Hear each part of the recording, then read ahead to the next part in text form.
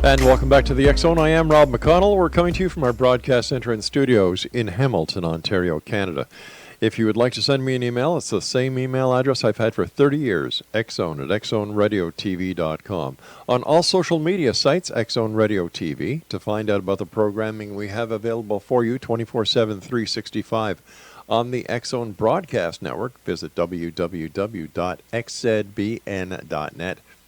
And for the X-Zone TV channel on Simul TV Channel 21, www.simultv.com.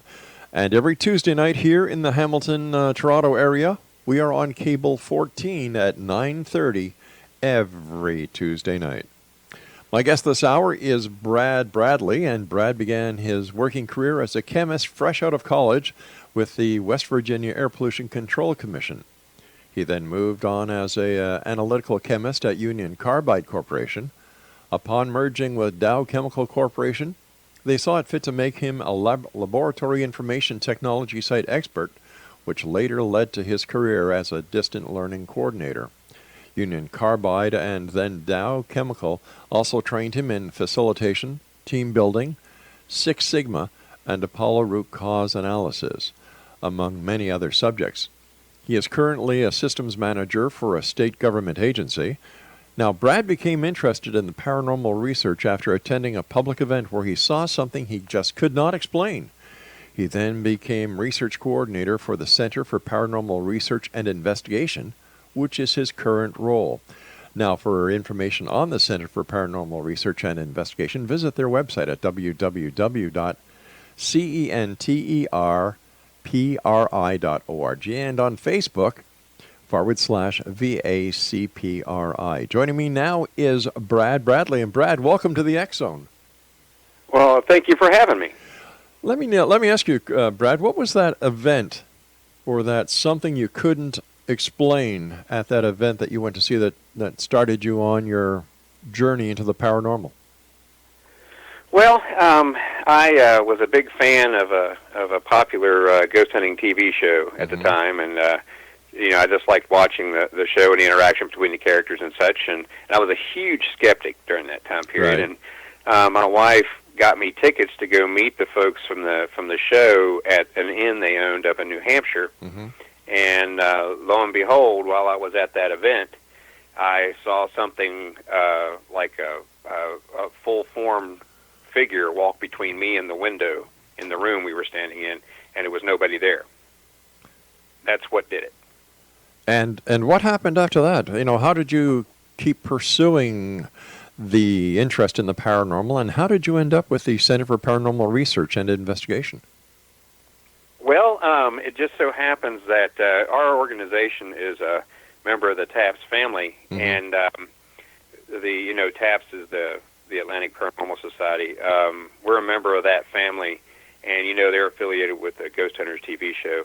And I was speaking with Grant Wilson up there at that inn, who was part of that TV show, and he told me that I needed to get in touch with this particular group because he knew who they were, and that they were, they basically pursued what I was after. And so I got in touch with Bobby Atterstein, our president, right? And she is the one that told me, it's like, yep, we need somebody like you. You're a chemist. Come on board. And then I started doing coordinating all the research projects from the organization because I have that kind of skill set. And there you go. Now, what can a chemist contribute to a paranormal investigation? Well, I mean, a lot of people, besides the fact that, I mean, as a chemist, I typically, dealt with chemicals and such, but, sure. Also, I was taught the different analytical skills, basically like, not just the scientific method, but experimental design, that kind of stuff. And we apply all that in the center now on most of our research projects that we do. We have a theory, we design an experiment to look at the theory, we then move on and we perform the experiment, gather the data, draw our conclusions. If we need to change the experiment, we do that. And it's an evergreen process. It's over and over again. So, what have you discovered so far? Well, we've found out several things. A lot of people, they talk about what they call residual haunts. Right. And what I decided to do was, I thought that what I saw at this inn might be residual. So what I started doing is designing an experiment where, I noticed there was a bit of an environmental change in the room when this happened as well. I just felt it. So what I decided to do was to see if I could measure that environmental change when people perceive something visually or audibly that they might consider paranormal, and try and do some correlation there. And over time, we've gathered thousands and thousands of data points over this, and it's beginning to look like there might actually be, for a residual haunt, there might actually be a natural cause for this. We haven't, determined what that cause is, but it seems to be pointing that direction.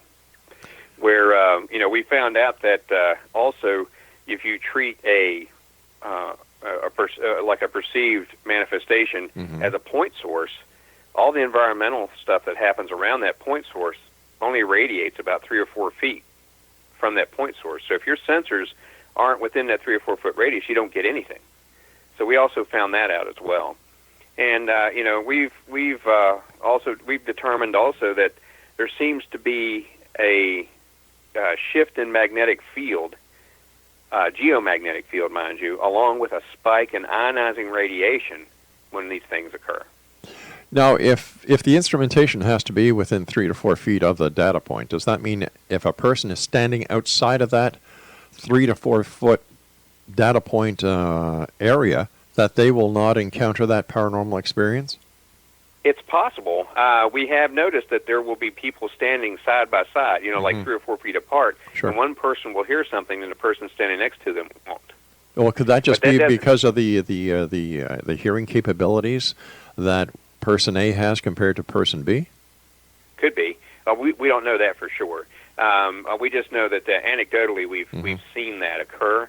But for the most part, though, for the most part, we've run into where everybody in the room heard it, but the sensors didn't pick up anything because they weren't anywhere near it.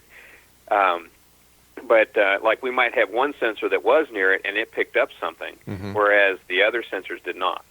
So at that point, we think that's why we're thinking that there's a finite radius to that environmental effect. But if everyone in the room heard it, it didn't register on that piece of equipment. How do you explain that? Well, it could be picked up audibly. It's the environmental changes we were looking at weren't picked up, because you have to think the environmental changes we're looking at are temperature, barometric pressure, humidity, vibration, Sure, that kind of thing. And when we're looking at that, we can hear things without having, we don't have to have an environmental change. Like right now, you're hearing me. Yes. So we don't have an environmental change around that per se. But what we're noticing is when somebody hears something or somebody sees something around that point source, there is a change in those parameters that I just laid out for you. Okay, I'm having a little bit of problems following this. Okay. Well, in your opinion, what do the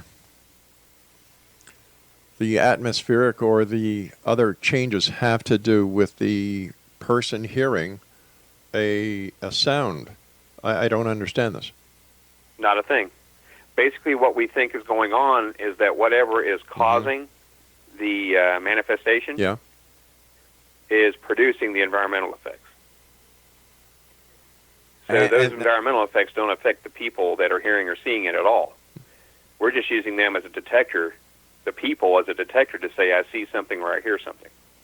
Well, in your opinion, and I've got to say, I just let me come back to you on the other side of this break, because I don't want to. Sure. I don't want to interrupt you. All right, stand by. Bradley is our guest this hour. www.centerpri.org, and on Facebook, facebook.com/VACPRI.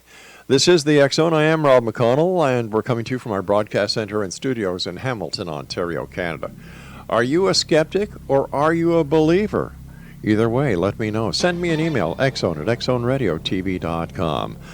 Brad Bradley and I return on the other side of this break. Don't go away.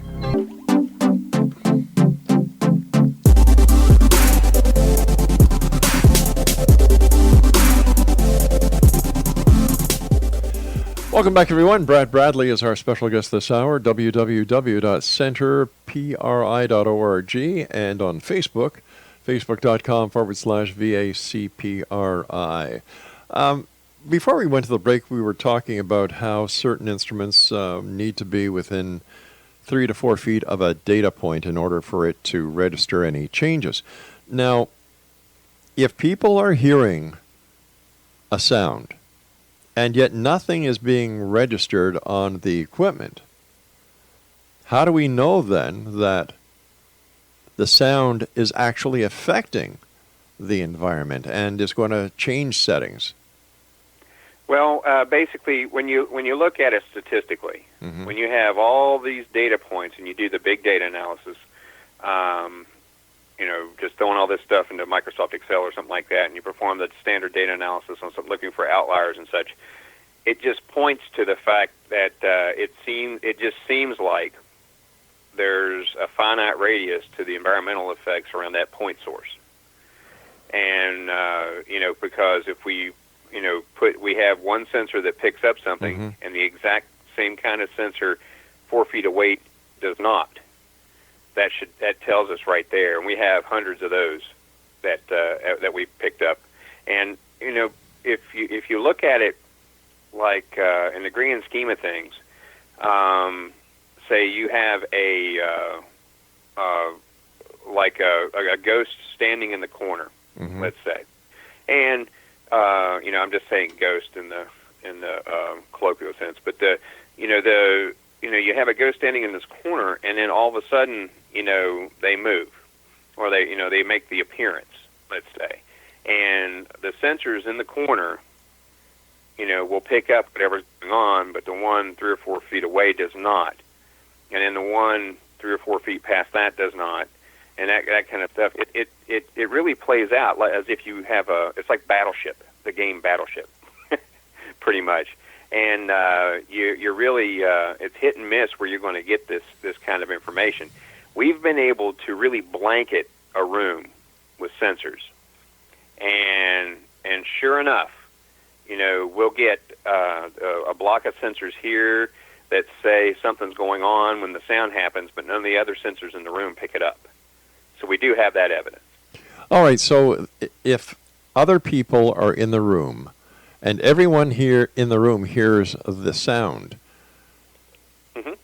what's the significance of this? Could it just mean that certain frequencies are inaudible to certain pieces of equipment, and this is what you're getting with true and false readings? Well, it's you got to look at what we're actually measuring.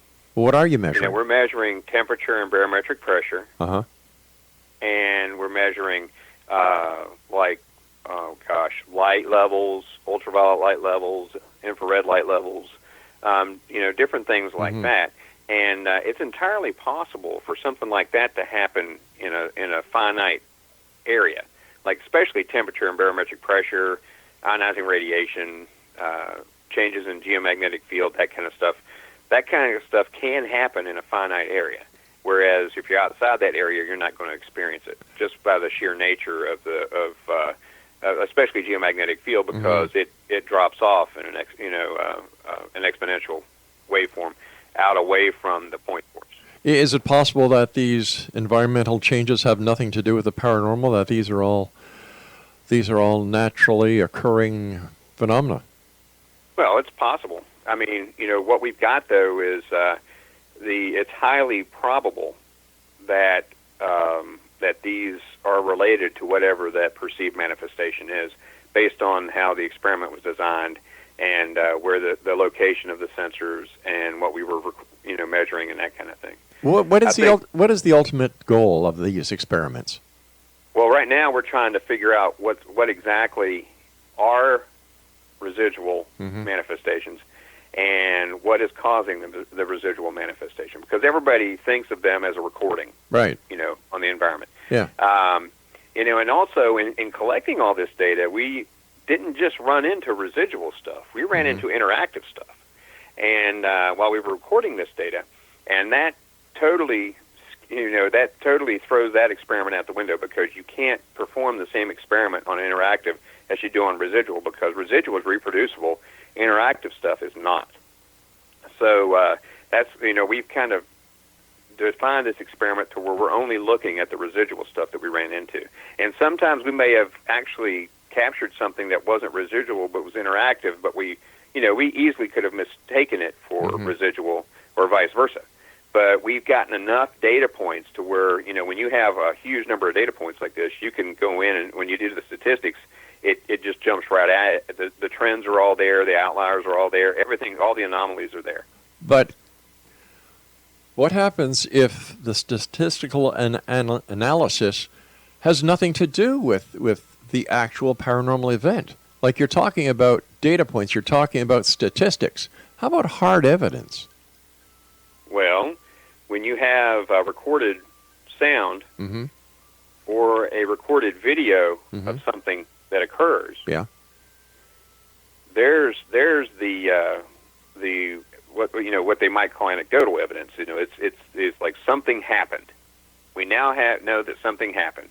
Or if somebody in the room had a personal experience, we know something happened. And at that point, if something happened, that's when we look at all the sensors and see which ones pinged and which ones didn't. With all, go ahead. Well, I was going to say, and based on where those ones pinged, we also can do a sound mapping of a room and determine the area where the sound was.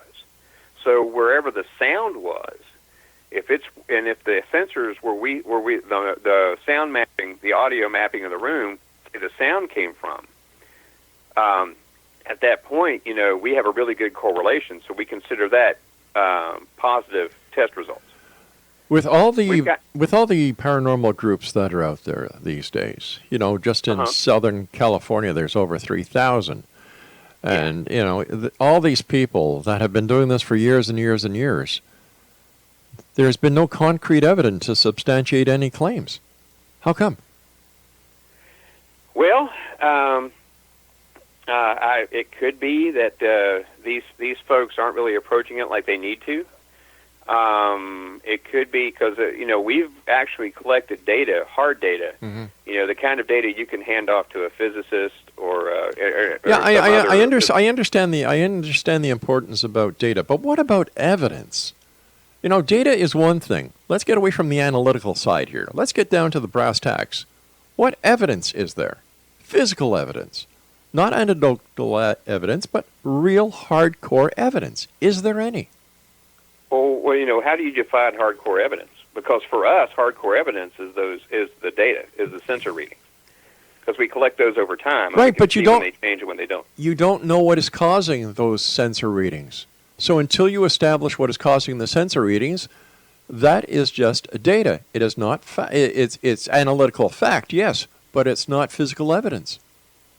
Well, how you actually perform an experiment, though, Rob, is you have to start with the theory. The theory is that whatever's making the noise or whatever's visualizing out there is going to change the environment. That's the theory. And as soon as we started with that, we collected the data around that and said, well, yeah, there is an environmental effect. We know that. That is fact. And we have whenever there's an audible, whenever we hear something or we see something that is of the paranormal, we know that there's an environmental effect around it. Okay, so how do you know if it's paranormal or if it's just an unknown anomaly that occurs naturally and has nothing to do with the paranormal? Well, that's what I'm trying to tell you, is it's starting to look like that the residual type stuff is caused by nature. Okay, it makes a lot of sense since we're, the electromagnetic fields, and being in audio and broadcasting, we know that the old analog tapes, they had to be really scrubbed very well by a demagnetizer, or else we'd get what we used to call ghost whispers on the tape that we would use again. Yeah, I mean, we have right now in regards to magnetic fields, we're just kind of looking at geomagnetic fields. But yeah, I mean, it pardon me, Yeah. I'm going to get a drink of water here. But the thing that a lot of people don't realize is that as you collect that information, even with magnetic field or audio tapes or videotapes or still pictures or whatever, as you collect all that information, those are just pieces of the puzzle as part of the experiment. And then eventually you're going to come up to the point where you're able to have a theory about causation. Is and it? Then we, Go go ahead. We've got to take a break shortly, so I'll let you grab your glass of water. But is it possible that the established scientific methods that we have today are not going to discover the answers that everybody wants, because everybody is thinking inside of the box instead of getting outside of the box and looking at the phenomenon? Is it possible? It's possible. I mean, if people are looking for a spiritual answer, there's no way to get that answer based on the standard scientific method. All right, Brad, stand by. We've got to take our news break at the bottom of the hour. Exonation, Brad Bradley is our guest. www.centerpri.org and on Facebook, facebook.com/VACPRI. I'm Rob McConnell. This is the X Zone. Don't go away.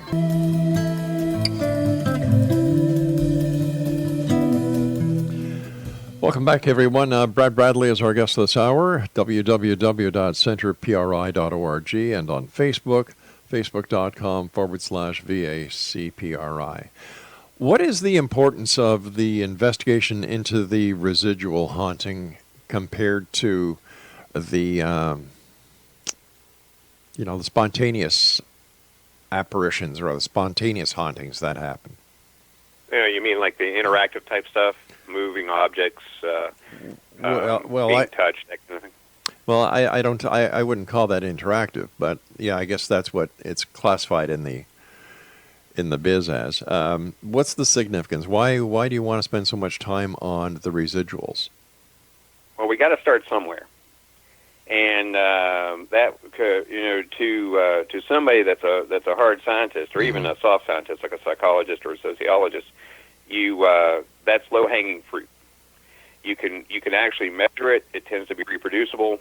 It's perfect for that kind of experiment. So we want to go in, and if we can figure out what's happening residually, then we can go ahead and set that off to one side, and then move over to the spontaneous apparitions or the when they actually something might actually say your name, or you might get touched, or something might move, like a door open and shut or something like that. Then you can move on to that kind of thing, which is a radically different thing than the residual side. Okay. So how close do you think you are to coming up with a hypothesis? Well, right now, it seems like, initially we were trying to determine if the manifestations cause the environmental effects, or if the environmental effects cause the manifestation. Right. That's the first thing we had to do. And now it looks like that the manifestations, the data is pointing at the fact that the manifestations are causing the environmental effects. So now we need to figure out what's causing the manifestations. The where you see the same person walk through a door every night at the same time, or you hear the same sound every night at the same time, or whatever, that kind of thing. The reproducible kind of residual haunts. We need to figure out what's causing that. Sure. Let me ask you this: when you say the same time every night, what happens when there's a shift in the time? For example, from daylight saving to Eastern, for example. Well, that's why we go with the UTC, or Greenwich Mean Time. I mean, we stick with that, and we do all of our measurements using an atomic clock, and that way, we're down to the 10th of the second in accuracy, in precision. And not accuracy, sorry. And then that way we have a really good handle on when these things really occur. And, sometimes, though, it's not exactly the same time every time, and it's not every night and that kind of thing. I was just using an example. Right. So how can that be a residual if there is a difference in times or a difference in days? Well, it's not interactive. That much is certain. Well, it's not interactive, but aren't you trying? Am I misunderstanding that what we're looking at is trying to discover, using all these data points, what these perpetual hauntings are all about? These apparitions that seem to have a time schedule. Yeah. Why would there be a difference in time? Why would certain days be missed if, in fact, it's a residual? Well, if let's say that whatever's causing it isn't able to cause the manifestation, depending on what the let's say the environment of the room is, or that kind of stuff. We've seen where if we aren't in the room Mm-hmm. and we're measuring this stuff remotely, and we're watching it from our HQ area 300 feet away or something like that, we found that it happens it can happen very reproducibly. And as soon as we walk into that room, Mm-hmm. it'll stop. We've seen that time and time again. And that indicates that we've just disrupted something. And we're not sure what that is yet, and we think that has to do with the causation, so that's why we're designing new experiments around here to see what's going on. What do other members of the scientific community say about your experiments? Well, it depends on who you talk to. I mean, a lot of people don't even know about it. Mm-hmm. We try to, we put it out on our website, we put it out on our Facebook page, we deliver lectures at various locations, and there are people out there that are very interested. But then again, there's the people that don't think we should be looking at this at all because they think it's nonsense, and then these residual haunts don't exist, or these interactive haunts don't exist, and that kind of thing. So you're always going to have those people. Is it possible that those who believe will experience these events, and those who don't believe for one reason or another, because they have no interest, will not experience these events, even if they're in the same room when the event is actually happening? Well, funny you would say that, because there are actual psychological experiments that have been performed outside of this organization, where two people in a room will hear something, and one person is very attuned to what they're hearing, so they're picking up on it, and they can tell exactly what's going on, and they're like excited, they're excited about it or what have you. Then the person sitting next to them didn't hear anything, and then that person, though they actually did, but they tuned it out as noise. And there are people like that. They think that they automatically, their brain is configured such that they just write it off, and it's something that they don't need to worry about, so it just goes into the back bin somewhere, and then later on they're like, yeah, I might have heard something. I'm not sure, even though it was loud and really clear to the person standing next to them. Now, does this sound get recorded where it can actually be played back to the person who didn't hear it? Yes. And it was real interesting. I can't remember the book that this came out of, but the experiment was very detailed, and it was done by a university, and they basically had a guy sitting there, and another guy sitting, 10 feet away from him, and they played the sound in the room. They had normal sounds in the room, like air conditioning sounds and stuff like that. Then they played a sound in the room that sounded like a voice, and one person heard it and locked in on it, and the other person didn't. And that's because that person's, the way their brain's configured, they just went ahead and tuned it out. So we could be missing stuff all day long, all the time, and not even realize it. But at the end of the day, how will this change the way we live? How will this change any of the stress that a lot of us are facing on a daily basis? How will this work to better humanity?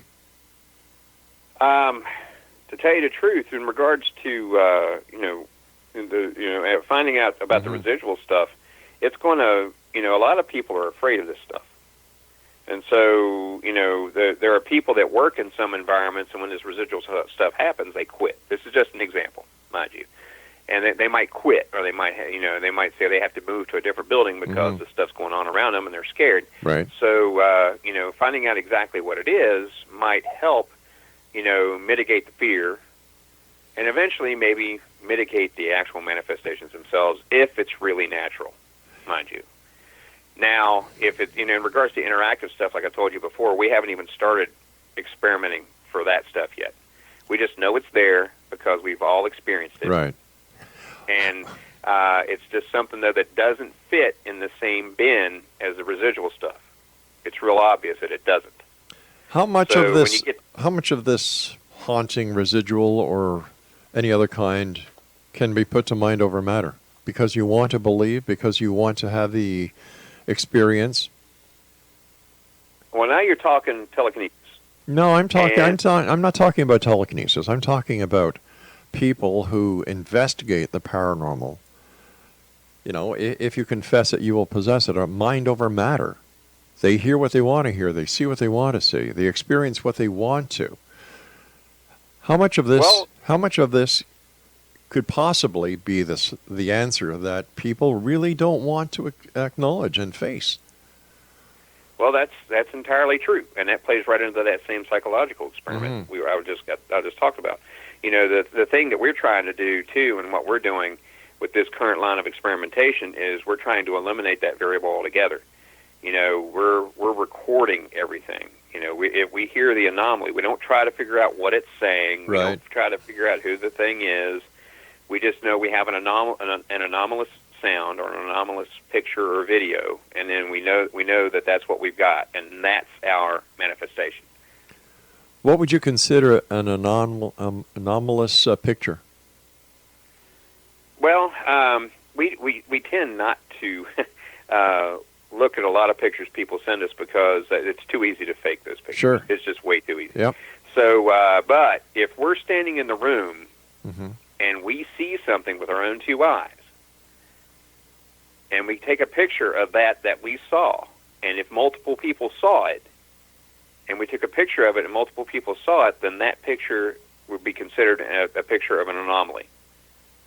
And so we actually could use that. That doesn't happen very often because we tend to rely more on video and audio than still pictures.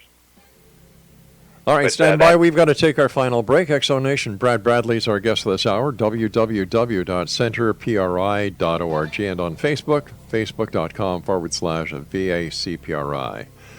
I'll be back on the other side of this break as we wrap up this hour here in the X Zone from our broadcast center and studios in Hamilton, Ontario, Canada. I'm REL-MACCONNELL. Don't go away.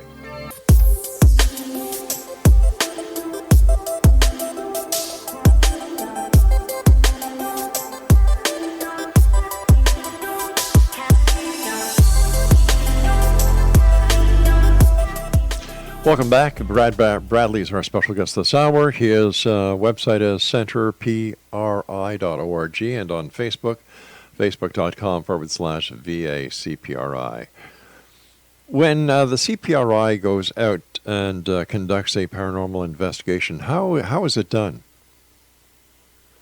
Well, first, we what I do is I coordinate the actual research projects, not the going to the house because somebody called us and said they have a ghost.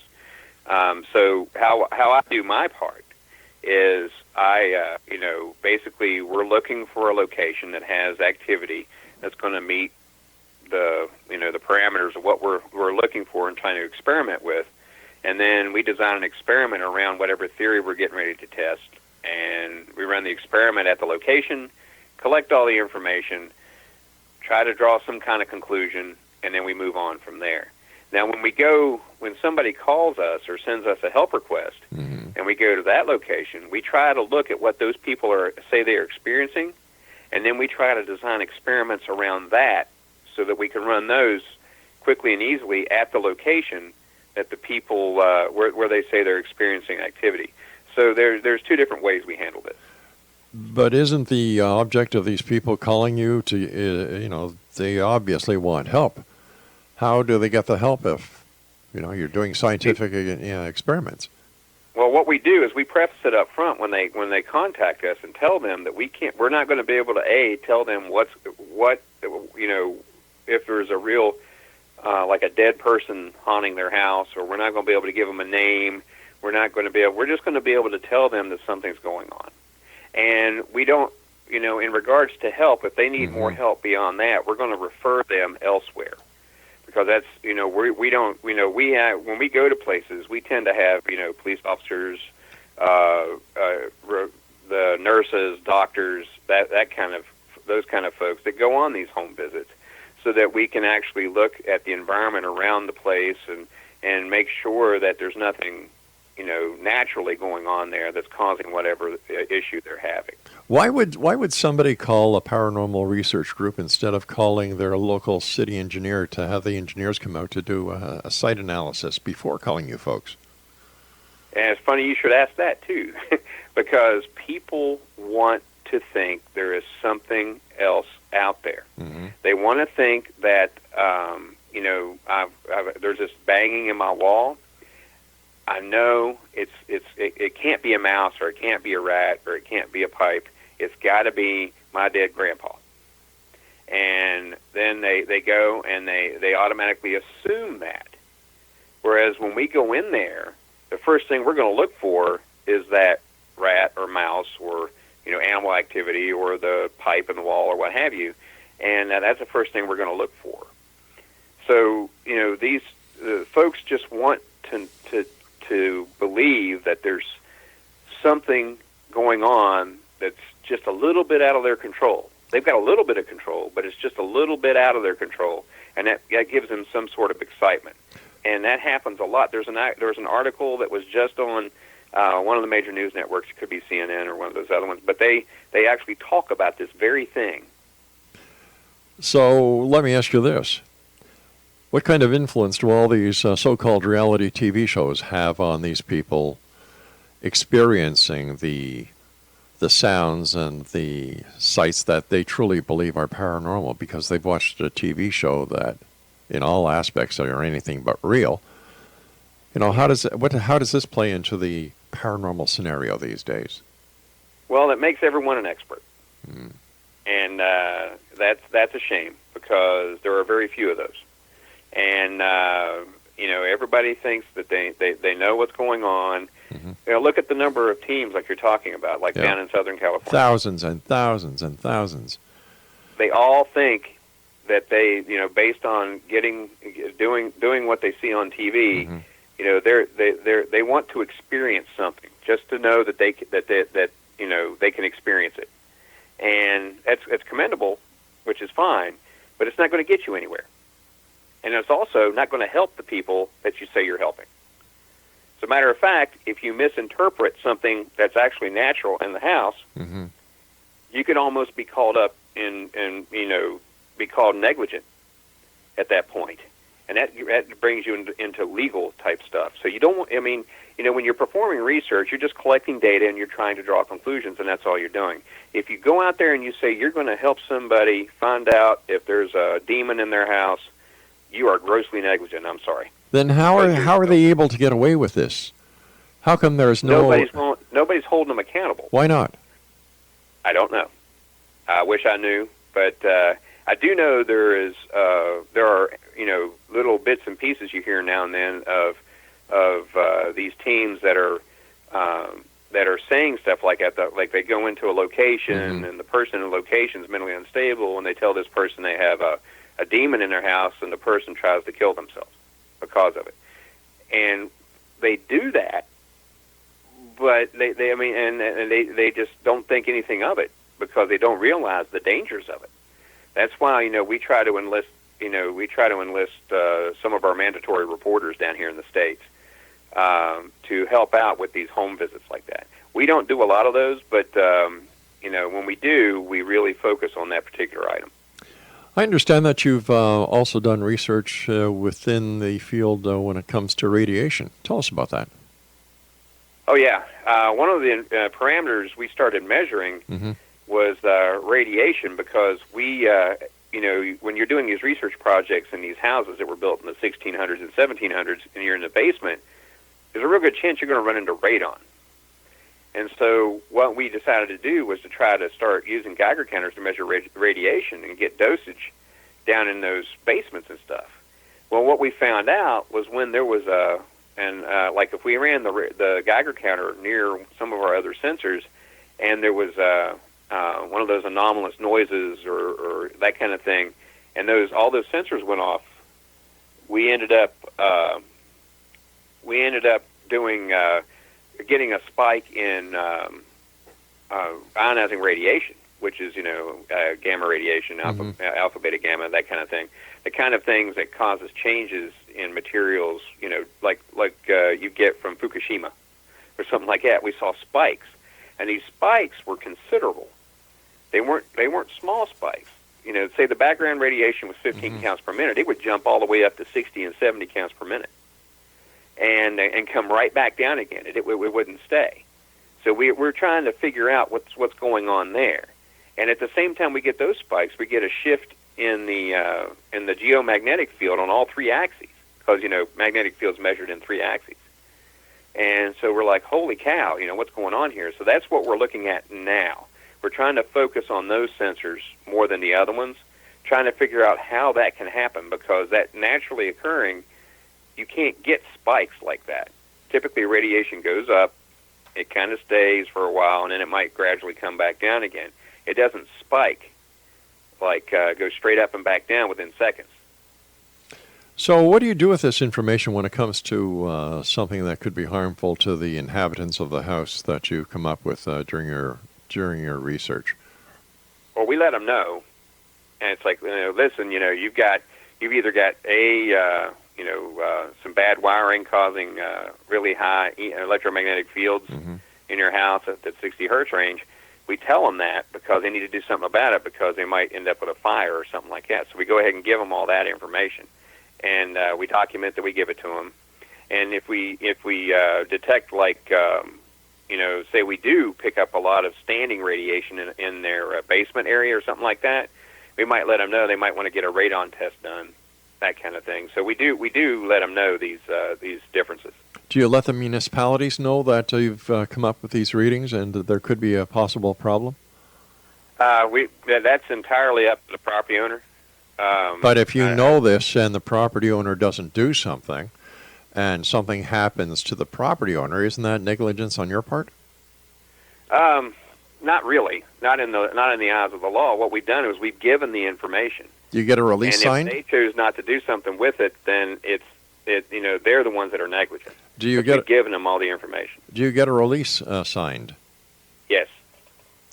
So you here's the information. We've warned you that there's a problem, and you need to do something about it. Here's an example of people you need to contact from the city or from the county that can help you. And if you choose, if you choose not to do something about it, it's your own fault. We've got about 45 seconds left, Brad. How can someone contact your organization if they'd like to have you guys do an experiment in their house? Well, basically, you can contact. The best way is either you can contact me at brad@virginiaghosts.com, or you can go to our Facebook page, and there's an actual form you can fill out to give us more information. It's like it says request help or something like that. Brad, I want to thank you for joining us tonight. Great talking to you. And Exonation, if you'd like to get more information about Brad or the CPRI, once again, their website is centercpri.org, and on Facebook, it is facebook.com/VACPRI. I'll be back on the other side of this break with most networks and affiliates, but if I'm not, remember, always keep your eyes to the sky and your heart to the light. I'm Rob McConnell. This is the X Zone.